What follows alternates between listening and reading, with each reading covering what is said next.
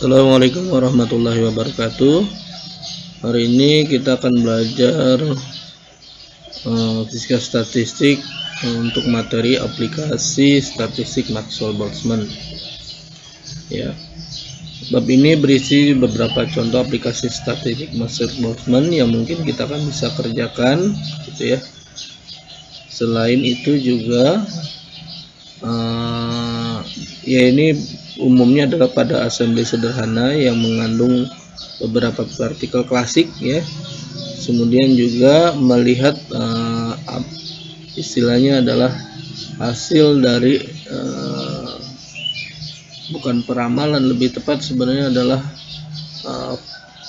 ekstrapolasi atau tebakan data yang akan kita raih kalau misalnya berdasarkan persamaan yang akan kita dapatkan dari teoretik dan dari pengamatan, ya. Jadi nanti kita akan bandingkan antara data pengamatan dan data hasil teoretik, gitu ya. Contoh salah aplikasi dari statistik Maxwell-Boltzmann adalah pelebaran spektrum pada efek Doppler, ya. Jadi intinya sebenarnya secara umum kalau kita melihat fenomena efek Doppler kan dasarnya adalah pelayangan suara, ya. Pelayangan suara karena adanya sumber suara bergerak, sumber suara atau bukan sumber suara aja, ya, tetapi juga si penerima semua juga bergerak. Jadi misalnya ini adalah pendengar, ya, pendengar, ya, dimana dia mendapatkan mendengarkan dari trompet misalnya, gitu ya, maka ada gelombang, gitu ya. Pada saat dia diam maka dia akan mendapatkan sebuah suara dengan panjang gelombang 0, lambda 0. Tetapi ketika misalnya orangnya dia bergerak dengan kecepatan v, ya, kecepatan v misalnya adalah 10 meter per sekon, maka gelombang yang akan dirasakan ternyata lebih kecil, ya, lebih kecil, yaitu dia dapatkan panjang gelombang baru, gitu ya, besar lambda, dimana lambdanya lebih kecil kalau misalnya dia menjauh. Tetapi kalau dia mendekat misalnya, maka dia akan mendapatkan panjang gelombang yang lebih besar daripada lambda 0. Ini lebih rendah, ini lebih besar, gitu. Dan itu terjadi pada istilahnya pada suara, gitu, gelombang suara. Nah, ternyata efek Doppler ketika diamati ternyata terjadi juga pada panjang gelombang elektromagnetik atau gelombang elektromagnetik, ya, gitu ya. Siapa yang pertama mengamati? Pertama yang mengamati itu adalah Edwin Hubble, ya. Hubble itu dia astronom, ya. Jadi dia mengamati bintang yang posisinya rada jauh, gitu ya. Ternyata bintang tersebut dari hari ke hari dia warna bintang tersebut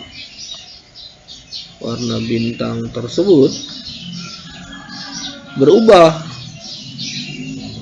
dari tadinya misalnya cenderung awalnya adalah biru, kemudian berubah menjadi merah, gitu, ya.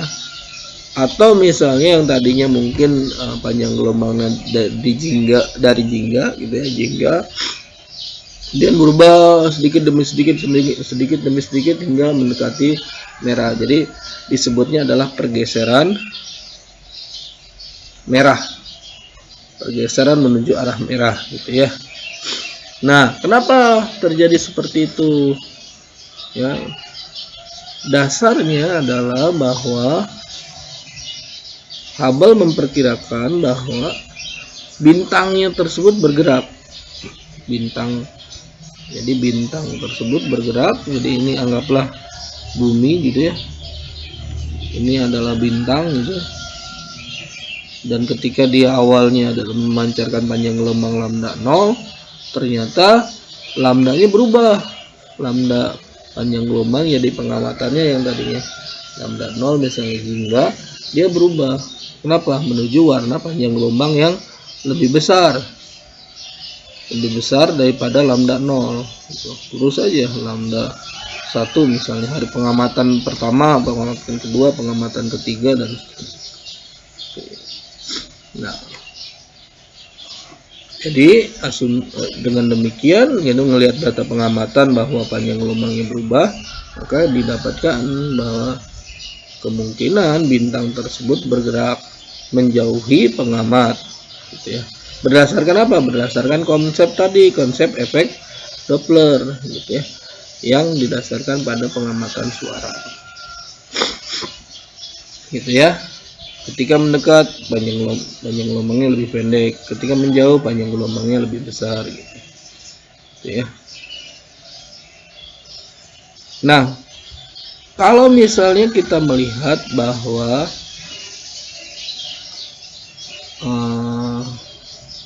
panjang gelombang itu dipengaruhi oleh kecepatan dari gerakan dari bintang tersebut, maka panjang gelombangnya kira-kira akan berubah seperti ini.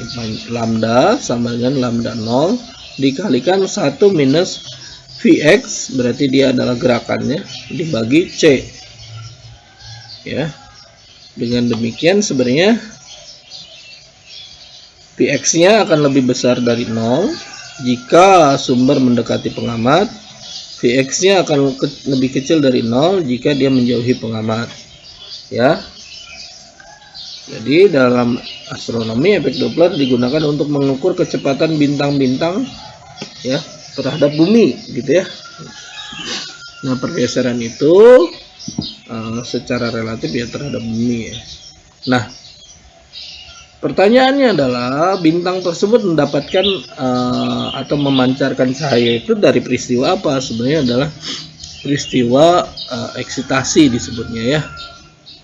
Jadi eksitasi itu adalah transisi elektron dari tingkat keadaan antar tingkat energi pada kulit-kulit elektronnya. Jadi misalnya elektron yang tadinya di sini energi rendah, gitu ya, kemudian mendapatkan energi dari lain, misalnya radiasi, nuklir, misalnya atau cahaya lah yang lain yang lebih tinggi, kemudian elektron ini berpindah ke atas, gitu ya. Tapi karena dia keadaannya tidak stabil, maka dia balik lagi ke posisi semula, gitu ya. Jadi ketika dia sudah di atas, dia akan balik lagi ke posisi semula. Tapi ketika karena dia balik lagi ke posisi semula, maka energi yang tadinya didapatkan dari ini dipancarkan lagi. Ya, nah peristiwanya ketika dia loncat ke atas disebut eksitasi. Nah, kalau balik lagi disebut sebagai emisi. Ya. Nah, pertanyaannya, ya kalau seperti itu berarti harusnya tetap gitu. Itu dia masalahnya, bahwa efek Doppler mengkonfirmasi bahwa ketika emisinya terjadi pada bintang, tapi bintangnya bergerak. Karena bintangnya bergerak, maka dia menghasilkan efek Doppler pada panjang gelombang tersebut, gitu. Yang dihasilkannya tetap lambda 0, tapi karena dia bergerak menjauhi bumi atau mendekati bumi, maka panjang gelombangnya berubah.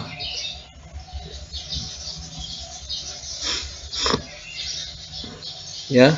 Jadi kalau misalnya dia tidak bergerak, bintangnya gitu ya, dengan kecepatan 0, maka panjang gelombang yang diamati juga lambda 0.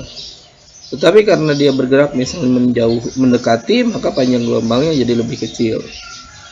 Panjang gelombangnya lebih kecil itu berarti bergeser pada warna biru, yang tadinya misalnya ini merah 720 nanometer, biru itu 400, maka dia akan memendek. Kalau ke sini berarti dia mendekati warna biru.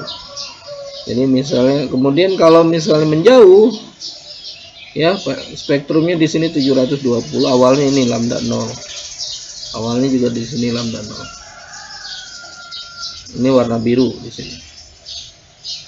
Kemudian misalnya di sini adalah lambda 0, maka ketika dia bergerak menjauhi, maka dia bergeser ke arah sini, mendekati warna merah.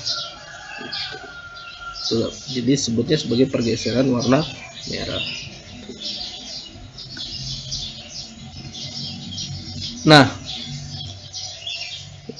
kalau kita misalnya melihat peristiwa eksitasi dan emisi gitu yang terjadi pada tingkat atomik, bahkan subatomik pada elektron gitu ya, maka kita lihat bahwa peristiwa itu, probabilitas terjadinya peristiwa itu sebanding dengan jumlah partikelnya. Jadi jumlah partikelnya itu berdasarkan kecepatan sebanding dengan NV dV sama dengan M per 2 VKT pangkat setengah kalikan eksponensial minus MV kuadrat per 2 KT ya dV ya. Nah, karena misalnya kita akan melihat hubungan antara kecepatan dengan panjang gelombang, dan kita sudah pelajari di situ, bisa kita transformasikan variabel kecepatan ini terhadap panjang gelombang, maka kita bisa lihat bahwa ternyata kecepatan distribusi partikel berdasarkan kecepatan ini bisa ditransformasikan sehingga kita bisa lihat ada kesebandingan antara jumlah partikel dengan intensitas cahaya. Ya, jadi ada kesebandingan antara jumlah partikel terhadap kecepatan dalam variabel kecepatan ya terhadap intensitas cahaya. Ya, dengan demikian kita transformasikan.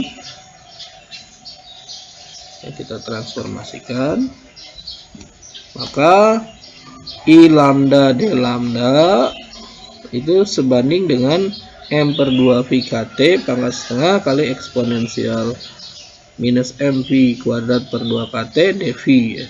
Tapi dalam sumbu X ya, karena hanya satu arah gitu. Ini aksial ya. Nah, kita masukkan, kita dapatkan, kita tahu bahwa kecepatan itu sebanding dengan ini. Jadi Vx sama dengan C lambda 0 minus lambda per lambda 0. Ini sebenarnya perubahan dari lambda sama dengan lambda 0 1 minus Vx per C gitu ya. Ini diubah, hasilnya adalah bentuk seperti ini. Oh, ya.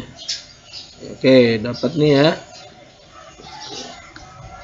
Kemudian dVx kita dapatkan sebanding dengan minus C per lambda 0 D lambda.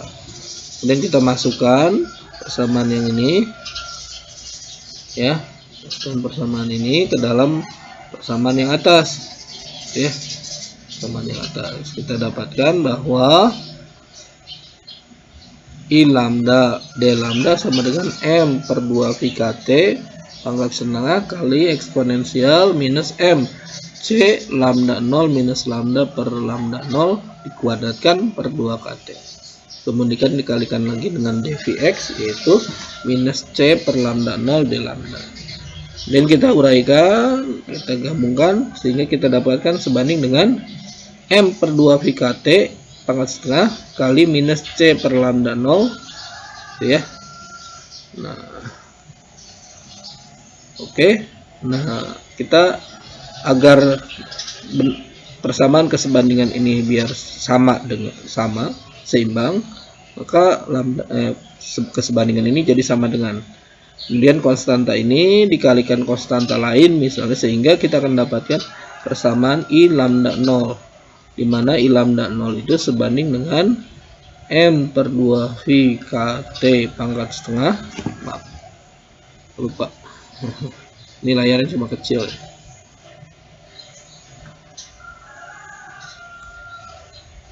I lambda 0 ya, sama dengan M per 2 VKT pangkat setengah kali dengan C per lambda 0 minus ya. Ini sebanding ya, bukan sama dengan. Sebanding. Artinya I lambda 0 itu sebenarnya lebih banyak dipengaruhi oleh massa ya dan temperatur. Jadi massa dan temperatur. Terus lambda 0-nya apa? Lambda 0 ya dia konstan gitu. Konstan, nilainya segitu-gitu aja. Tapi kalau suhu bisa dinaik turunkan gitu. Massa juga sebenarnya tetap, tapi berarti sebenarnya yang paling berpengaruh adalah temperatur gitu.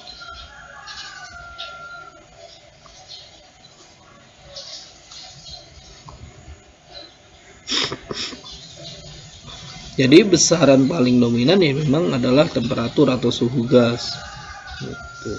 Dan ini ya. Jadi kalau kita perhatikan, bagaimana kalau misalnya temperaturnya dinaikkan, maka dia nilai I lambdanya akan lebih kecil. Jadi kalau temperatur naik, maka I lambda 0-nya itu akan turun gitu. Kenapa? Karena kan ada pembagi ini, membagi temperatur. Jadi bahwa I lambda itu sebanding dengan T 1 per T pangkat setengah gitu ya. Jadi kalau temperaturnya naik, maka I lambdanya turun gitu. Tapi kalau massanya naik, maka intensitasnya naik gitu. Dan seterusnya ya. Tapi lambda ya kan tetap gitu. Kenapa? Karena dia hanya konstanta saja. Sehingga jadi selain itu juga coba kita perhatikan bahwa kalau misalnya bendanya bergerak dari sini nih. Kalau misalnya bendanya bergerak, maka dia akan berubah si lambdanya. Jadi lambdanya akan berubah sehingga nanti spektrumnya akan makin lebar gitu. Jadi artinya sebenarnya gini. Jadi kalau misalnya suhunya rendah, atomnya diam. Tapi kalau misalnya ya atomnya diam. Jadi kemudian kalau misalnya dia jika atomnya bergerak, maka spektrum cahaya yang diemisikan oleh bintang tersebut dia lebar gitu. Bukan hanya satu panjang gelombang.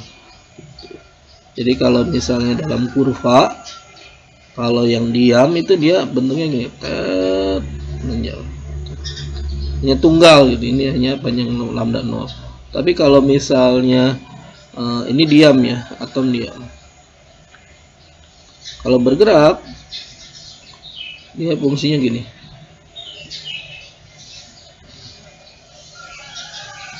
Fungsinya gini, lebar.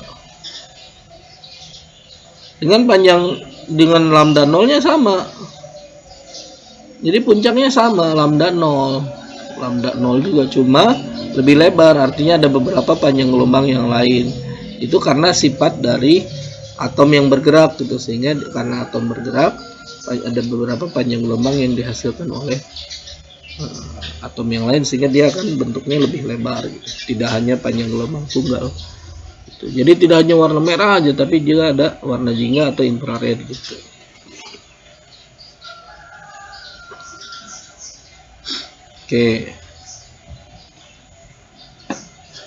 Oke, kemudian kita lanjutkan ke aplikasi yang lain ya. Salah satu lainnya ya adalah atom magnetik di dalam medan magnet. Jadi ketika kita melihat bahwa kenapa sebuah benda dapat berinteraksi dengan magnet dari luar, misalnya kalau kita punya besi didekatkan magnet permanen, maka besi tersebut ketarik oleh magnet gitu ya.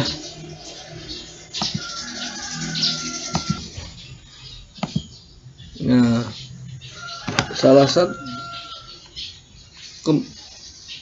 jadi peristiwa tersebut disebabkan oleh interaksi antara momen magnet. Jadi di dalam magnet itu Di dalam magnet gitu ya, misalnya besi gitu ya, di dalam besi itu ada momen-momen magnet ya, yang jadi sebenarnya anggapannya gini lah ya, paling sederhana. Kalau kita punya sebuah magnet, kemudian kita potong-potong sampai bagian terkecil gitu ya. Nah, bagian yang menyusun magnet tersebut, bagian kecil ini disebut sebagai momen magnet. Sebuah kondisi partikel atau kondisi atomik ya, di dalamnya masih memiliki sifat magnet. Up down, bukan up down ya, utara selatan. Ya, utara selatan. Walaupun secara harfiah itu disebabkan oleh gabung istilahnya. Jadi kalau dalam bahasa materialnya itu adalah paduan. Jadi di paduan antara beberapa bahan yang membentuk momen magnet gitu ya. Walaupun sebenarnya itu tingkat atomik ya gitu ya, subatomik. Nah, gerak posisinya acak. Karena acak dia akan saling saling meniadakan, sehingga kalau dia tidak memiliki sifat yang kuat. Tetapi kalau misalnya diberikan medan magnet dari luar, ya momen magnet ini, jadi momen magnet ini diberikan medan magnet dari luar, maka kita akan melihat bahwa mulai terjadi perubahan orientasi. Momen magnet tersebut menjadi lebih searah, ya, menjadi lebih searah, ya. Jadi apakah dia kebanyakan searah atau berlawanan arah? Walaupun mungkin ada beberapa bagian yang berlawanan arah gitu, tapi nanti totalnya itu akan lebih dominan ke arah mana gitu. Dan hasil akhirnya adalah interaksi antara medan magnet dengan benda magnetik dengan medan magnet dari luar gitu. Oke. Nah, ternyata interaksi ya antara momen magnet dengan medan luar itu digambarkan, itu akan memberikan energi tambahan pada atom. Kenapa? Untuk mengorientasikan momen magnet tersebut ya. Dan energi tambahan tersebut besarnya adalah ini. Misalnya ini adalah momen magnet mu, dan ini adalah magnetnya B gitu ya. Maka U ini energi tambahan pada partikel momen magnet ini sebanding dengan minus mu B cos theta, di mana cos theta itu adalah sudut antara B dengan momen magnet. Di sini adalah theta. Gitu. Anggaplah misalnya nanti setelah orientasinya searah, maka tetanya sebanding dengan 0. Karena tetanya sebanding dengan 0, berarti energinya itu kita asumsikan sebanding dengan minus mu kali B. Ini untuk yang searah. Oke, kalau yang berlawanan arah gimana? Kalau yang berlawanan arah berarti tetanya itu sebanding dengan pi gitu. Ya. Jadi kalau yang searah tetanya sama dengan 0, berarti yang berlawanan arah itu tetanya sebanding dengan pi. Sehingga nanti kita akan dapatkan untuk yang searah adalah U yang searah, yang up gitu ya, sama dengan minus mu B. Kalau yang berlawanan arah menjadi yang down gitu ya, tandanya ke bawah, tanda panahnya itu sama dengan mu B. Bedanya adalah minus dengan ini plus gitu. Nah, sekarang kita akan mencari berapa probabilitas yang searah, berapa probabilitas yang berlawanan arah, dengan cara bahwa kita akan cari bahwa probabilitas yang searah itu pasti sebanding dengan N kali U searah. dan yang berlawanan arah juga sebanding dengan N kali jumlah partikel yang atau jumlah momen magnet yang berlawanan arah gitu. Nah, agar dia ada kesebandingan, kita buat sama dengan dikalikan dengan konstanta K, dan konstanta K ini harus sama antara yang searah dengan tidak searah ya. Alasannya ya secara sederhana ya, dia adalah partikel yang sama gitu, cuma nanti probabilitasnya bisa searah dengan tidak searah, konstantanya harus sama gitu. Mungkin beda, kan mencari probabilitas dari partikel gitu. P ini probabilitas, ini partikel, ini konstantanya, konstanta depannya harus sama. Nah, kita dapatkan bahwa probabilitas total itu memang harus satu, jumlah probabilitas searah dan probabilitas tidak searah gitu ya, berlawanan arah itu ya harus sama dengan 100% gitu. Maka nilai K ini kita akan dapatkan bahwa sebanding dengan jumlah sebanding dengan 1 per jumlah partikel searah dan ditambah jumlah partikel tidak searah atau berlawanan arah. Sehingga probabilitas menemukan partikel yang searah besarnya adalah jumlah partikel searah dibagi jumlah partikel total gitu, yang tidak searah dan searah. Oke, ini kalau yang berlawanan arah ya jumlah partikel yang berlawanan arah dibagi jumlah partikel yang totalnya gitu. Oke, nah gitu. Nah, kalau kita melihat bahwa momen magnet itu anggaplah dia adalah sebuah atom atau partikel klasik, maka dia akan memenuhi fungsi distribusi Maxwell-Boltzmann. Alasannya apa? Karena dia tidak memiliki spin. Ya, kalau Maxwell-Boltzmann berarti dia tidak memiliki spin. Ya, asumsi awalnya gitu ya. Karena melihatnya adalah partikel partikel biasa gitu ya, bukan partikel subatomik gitu ya, elektron gitu. Walaupun sebenarnya ditentukan oleh spin gitu, tapi melihatnya sebagai partikel dipol saja gitu ya. Jadi dia tidak memiliki spin secara harfiah. Maka dia akan mengikuti hukum distribusi Maxwell-Boltzmann, di mana jumlah partikel itu sebanding dengan eksponensial minus energi dibagi KT. Sehingga jumlah partikel yang searah itu sebanding dengan eksponensial mu B per KT. Jadi minus kali minus jadi plus. Sedangkan yang tidak searah atau berlawanan arah sebanding dengan eksponensial minus mu B per KT. Ini.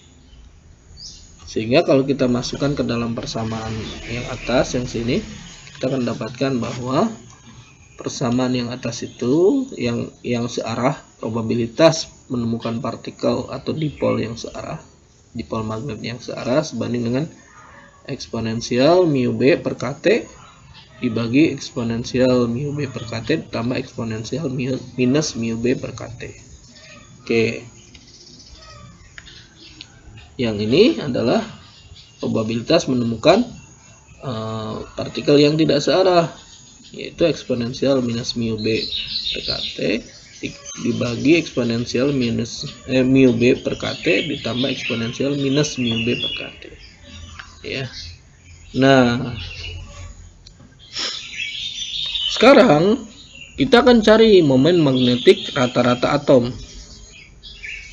Maka momen magnetik rata-rata atom itu ya, itu sebanding dengan mu kali probabilitasnya.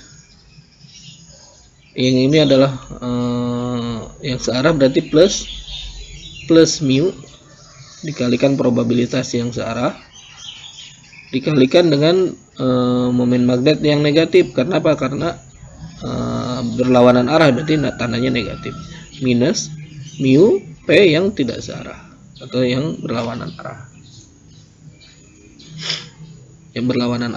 maka kita akan dapatkan persamaan seperti ini. Kalau kita uraikan berdasarkan persamaan sinus hiperbolik. Sinus hiperbolik X itu sama dengan eksponensial pangkat X dikurangi eksponensial.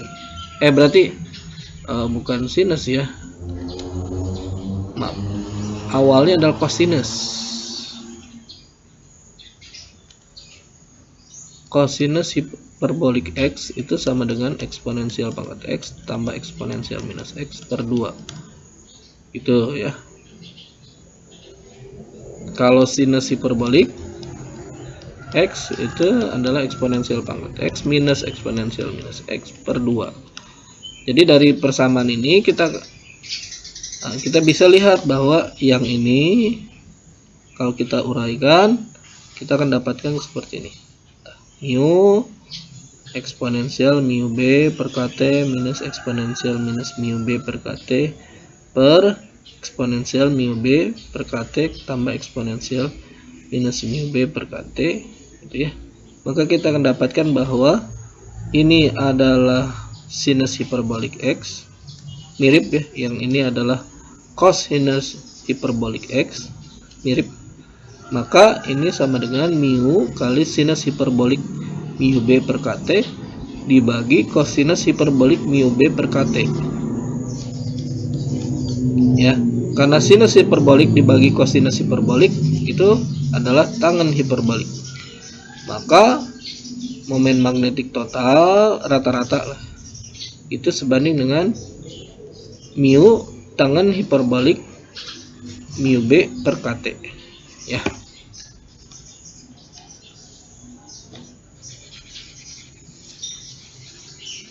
Tuh, ya. Jadi silahkan cek lagi.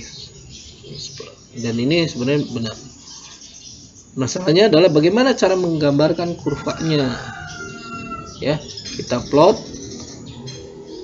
Ya, terhadap apa? Bisa terhadap medan magnet, bisa terhadap suhu. Cara paling mudahnya adalah terhadap suhu. Karena kan medan magnetnya dianggap konstan dari luar. Ya, suhu ini adalah pengaruh lingkungan lah. Walaupun sebenarnya lebih kepada sifat atomik, sifat dari dipolnya. Kalau B itu kan dari luar gitu. Jadi sebenarnya bisa dua-duanya, cuma yang paling menarik sekarang kita ubah, kita lihat berdasarkan fungsi suhu. Nah, jadi kalau misalnya T-nya menuju 0, maka kita akan lihat bahwa momen magnetik rata-rata itu akan sama dengan momen magnetik awal. Jadi artinya yang tangan ini akan bernilai 1. Nah, kenapa? Karena pada saat suhu mendekati 0, maka getaran termal dari atom itu sangat kecil, yang menyebabkan itu hanya artinya momen magnetik rata-rata itu nanti akan sama dengan momen magnetik ketika si atomnya diam. Momen magnetik itu terbentuk dari apa? Dari spin sebenarnya.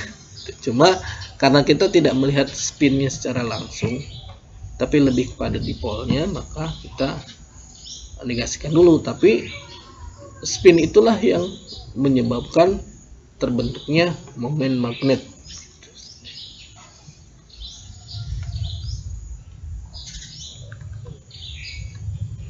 Nah, kalau kita plot mu rata-rata per mu, kemudian kita dapatkan tangen hiperbolik mu B per KT gitu ya.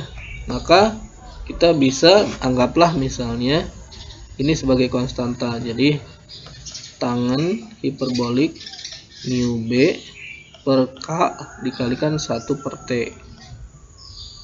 Gitu ya. Jadi fungsi mu rata-ratanya itu terhadap 1 per T. Maka kalau kita buat plotnya, dia akan seperti garis lurus ini. Apa artinya? Pada saat T-nya 0 Kelvin ya, maksudnya ya, 0 Kelvin, maka momen magnet rata-rata itu sama dengan momen magnet yang disebabkan oleh spin. Tetapi ketika momen magnet suhunya dinaikkan, maka momen magnet itu akan berorientasi acak. Karena berorientasi acak saling meniadakan pada suhu tertentu, T tertentu, T sama dengan 1. Jadi T-nya itu sebanding dengan TC lah, kita tentukan ya. Maka dia akan kehilangan sifat momen magnetnya karena orientasinya sudah acak dan saling meniadakan tadi. Nah, inilah yang disebut dengan suhu Curie. Suhu di mana magnet kehilangan sifat ferromagnetiknya menjadi paramagnetik. Jadi, kalau kita punya magnet, hindari magnet tersebut dipanaskan. Kenapa? Karena momen magnetnya jadi hilang. Jadi lama-kelamaan kalau magnetnya kena panas terus, maka dia akan kehilangan momen magnetnya. Sehingga dia akan jadi lemah, makin lemah. Ya, nggak boleh dipukul, nggak boleh dipanaskan gitu ya. Karena nanti magnet permanennya itu akan kehilangan sifat magnetisasinya. Dan pada suhu Curie yang biasanya di kisaran 400 sampai 1200 Kelvin ya, itu sangat dipengaruhi oleh sifat bahan ya, ya. Misalnya sekarang magnet yang neodymium gitu ya, dia paling kuat saat ini, yang menghasilkan momen magnet paling tinggi gitu, neodymium. Tapi kelemahannya dia adalah mudah berkarat, kena udara saja dia langsung teroksidasi gitu ya. Makanya dia ditutupi oleh krom untuk tidak mudah teroksidasi, dan dia juga sangat dipengaruhi oleh suhu. Jadi kalau dia kena suhu cukup tinggi ya, sekitar 200 derajat gitu sampai 300 derajat, dia akan mulai kehilangan sifat magnetiknya, derajat Celcius ya. Tapi kalau suhu Kelvinnya itu sekitar 590-an gitu. Oke, sekarang kita lanjutkan untuk melihat sebuah fenomena yang menarik, sebenarnya sederhana, yang sering kita hadapi ya. Pertanyaan sederhana, bagaimana atau kenapa elektron dapat mengalir pada sebuah benda konduktif gitu ya. Kenapa hal itu terjadi? Nah, peristiwa tersebut dapat dijelaskan dalam fenomena hopping ya, Oke, jadi pertama kita lihat bahwa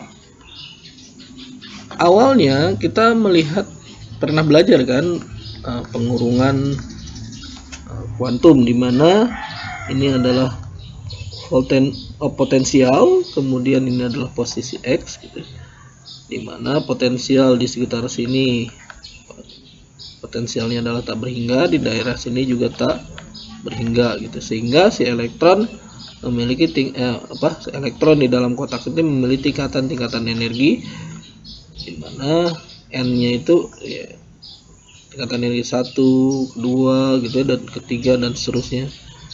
Dan itu biasanya diskrit ya gitu. Dan itu adalah, jadi kalau kita gambarkan seakan-akan gitu ya, ini kalau misalnya atomnya tunggal. Bagaimana kalau atomnya banyak gitu ya? Kalau atomnya banyak, secara harfiahnya gini. Jadi dianggap nanti si elektron itu atom ini, elektron pada atom ini berada pada sumur potensial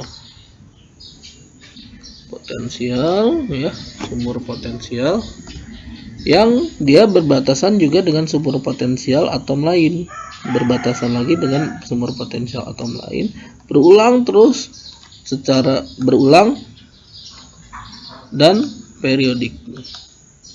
Anggaplah dia di dalam kristal gitu ya. Nah, karena dia berulang dan periodik, maka kita bisa lihat dia secara umum, bukan hanya satu persatu. Jadi kita lihat probabilitasnya sekarang. si elektron ini probabilitas ya. Oh iya, selain itu juga kita pernah belajar kuantum namanya efek tunneling, efek terobosan.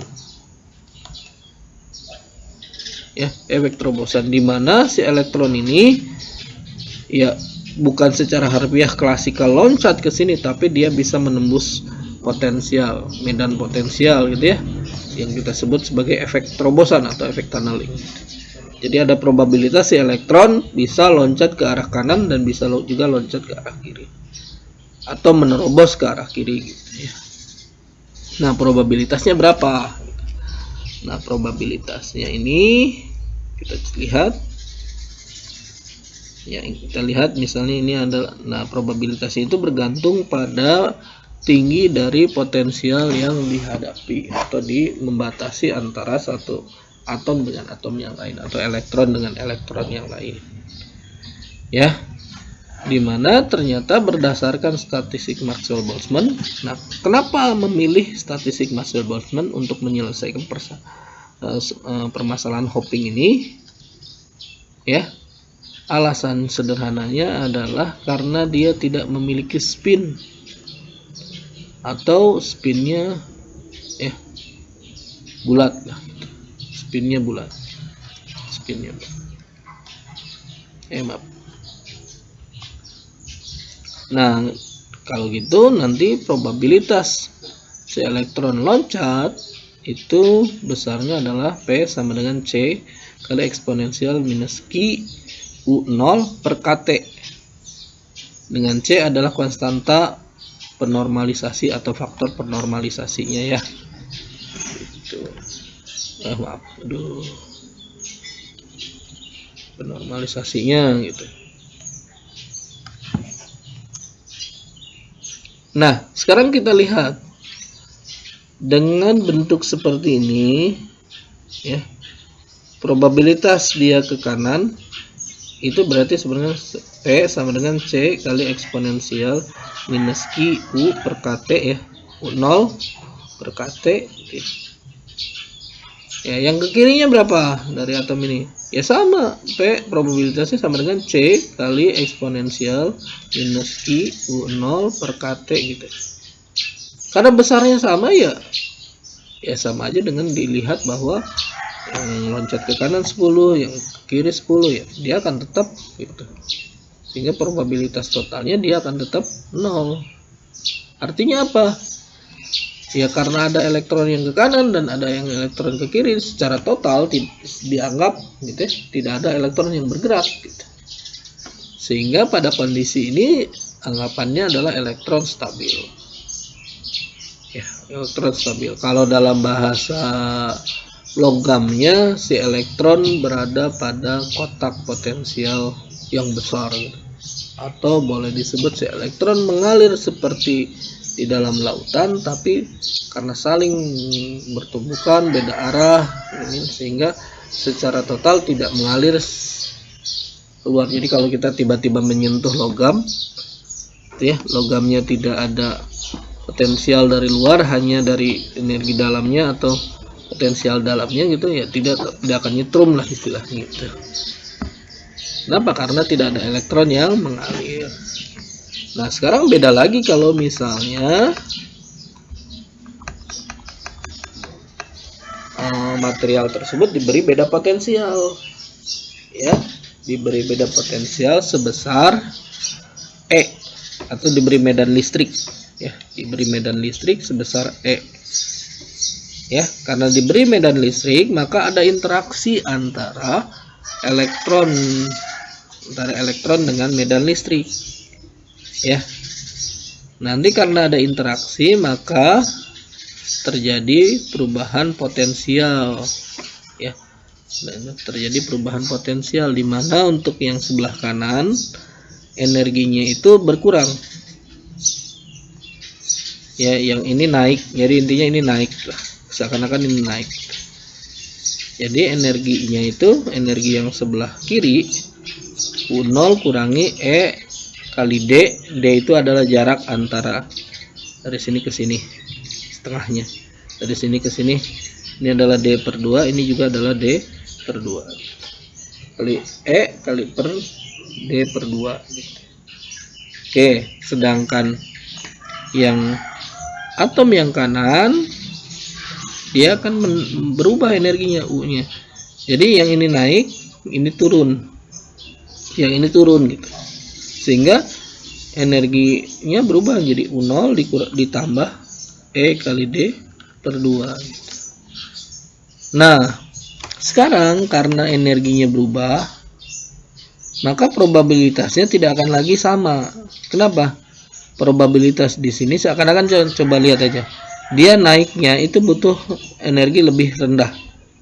Sedangkan kalau dari sini dia butuh energi lebih tinggi gitu. Sehingga probabilitasnya tidak akan lagi seimbang. Jadi dia akan lebih cenderung yang dari kiri ke kanan yang bisa pindahnya lebih jelas. Kan terlihat ya bahwa energi dari sini ke sini, dari yang kiri ke kanan itu lebih rendah ya. Maaf. Lebih rendah ke sini. Jadi probabilitasnya pasti yang ke kanan lebih besar dibandingkan yang ke kiri. Kenapa? Karena dia harus melintasi potensial yang cukup tinggi. Jadi P plus itu akan lebih besar daripada P minus.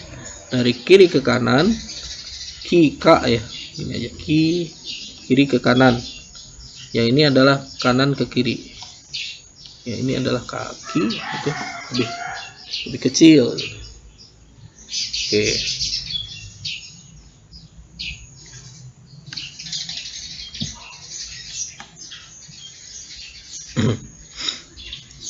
Oke. Jadi kalau kita masukkan ke persamaan ini, maka probabilitas dari kiri meloncat ke kanan itu besarnya adalah C kali eksponensial minus Q per U0 minus ED per 2 per KT. Kemudian probabilitas ion kanan meloncat ke kiri adalah C kali eksponensial minus delta. Ini C sama dengan eksponensial minus Q kali U0 plus ED per 2 per KT.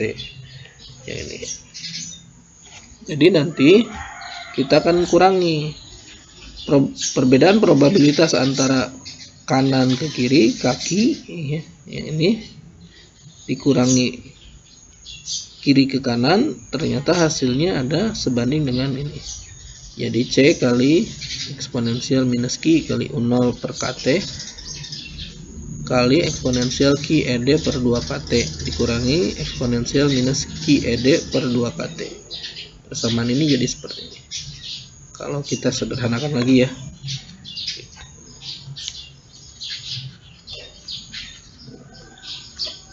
Apa dampaknya? Dampaknya adalah bahwa kita bisa melihat bahwa tidak lagi ada keseimbangan, tetapi ada kecenderungan dari kiri ke kanan, lebih dominan gitu.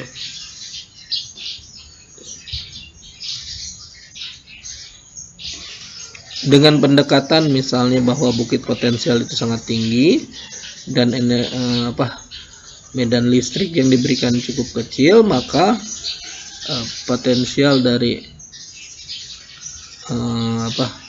sumur potensial yang lebih tinggi daripada medan listrik, energi dari sumur potensial lebih dalam dibandingkan energi dari medan listrik, maka persamaan ini ya ini menjadi dibuat lebih sederhana, lebih cenderung sama dengan ini. Jadi ini sangat kecil, tetapi berpengaruh gitu ya. Di sini nggak usah diubah begini, tapi yang berubah hanya bagian sini. Maka delta P sama dengan C kali eksponensial minus Q kalau U0 KT. Kemudian U0 per KT ya. U0 per KT kan ada, iya bukan. Ini ada per U0 per KT. Ini udah benar. Nah, probabilitas dari kiri ke kanan lebih besar daripada probabilitas dari kanan ke kiri, sehingga seakan-akan akan ada arus yang mengalir arus listrik yang mengalir, di mana arus listrik yang mengalir itu sebanding dengan selisih probabilitas dari kanan ke kiri, dari kiri ke kanan.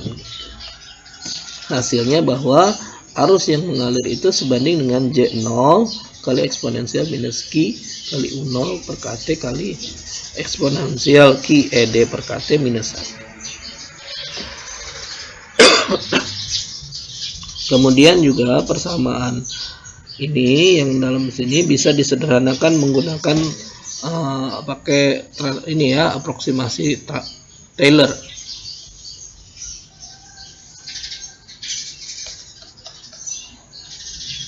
Ya, di kalkulus atau di Magdas itu sudah kita pelajari ya, pengantar fisika matematik itu, bahwa persamaan ini bisa diubah menggunakan persamaan aproksimasi Taylor ya.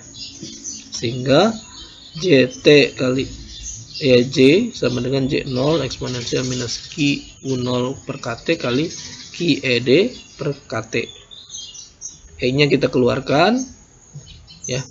Berarti J sama dengan J0 eksponensial minus Q U0 per KT kali Q D per KT. Maaf. Ini E. Nah, ini bagian ini tuh sebanding dengan sigma. Ya, ini adalah konduktivitas. Ya, sigma ini adalah konduktivitas, di mana konduktivitas itu dipengaruhi oleh U0, temperatur, dan muatan. D ini adalah jarak antar atom. Jadi jarak antar atom, temperatur, dan potensial awal ya.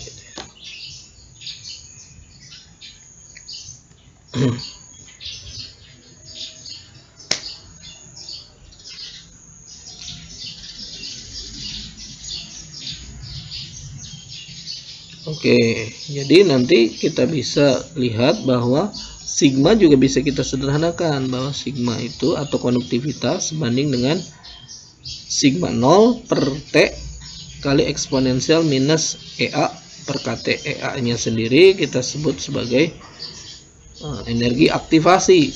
Ya, energi aktivasi yaitu energi dari yang dibutuhkan si elektron untuk loncat ke atas. Energi aktivasi.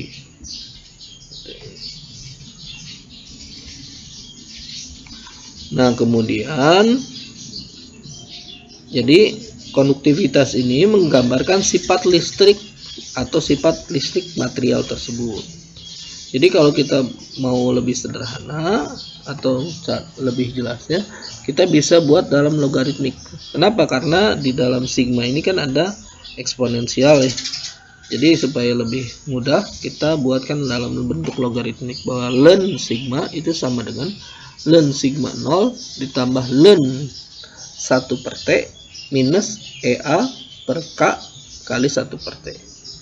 Nah, kalau misalnya kita masukkan dalam bentuk kurva, ini sifatnya konstan, perubahan ini sifatnya kecil, dan ini yang paling berpengaruh. Dengan demikian, kalau kita dapatkan kurvanya seperti ini, maka kemiringannya, maka Y sama dengan MX plus C ya. M-nya ini adalah sebanding dengan minus EA per K. Jadi nanti kalau misalnya kita punya hubungan antara logaritmik sigma ya dengan 1 per T dan dapatkan kemiringannya, maka kemiringan itu sebanding dengan minus energi aktivasi per K. Kenapa miring gitu ya? Ya, karena dia pengaruh dari temperatur. Ya, ya kemiringannya gitu ya. 1 per temperatur.